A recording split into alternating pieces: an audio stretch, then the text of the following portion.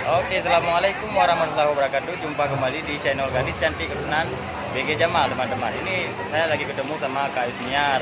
Bekerja apa kan? Di Bang Aceh. Di Bang Aceh ya. Udah dari dulu ya? Waktu main Udah. film udah bekerja belum?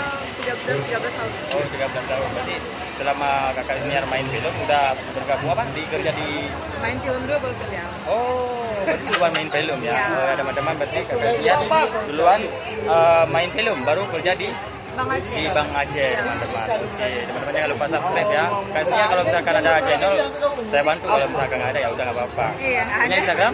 Punya? Tolong bilang aja. Noe Rashidah. Ya, jangan lupa. Jangan di follow ya.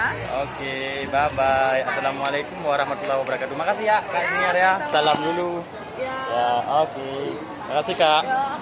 Oke, teman-teman ya, sudah saya jumpa sama Kak Isniar tadi. Ya, mungkin kalau ada lain waktu kita bikin lagi video yang lebih menarik lagi dan lebih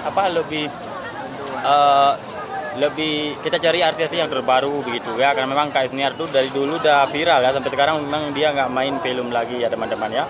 Oke, saya kira boleh doki oleh dia. Assalamualaikum warahmatullahi wabarakatuh. Jumpa kembali di video selanjutnya teman-teman. Bye bye.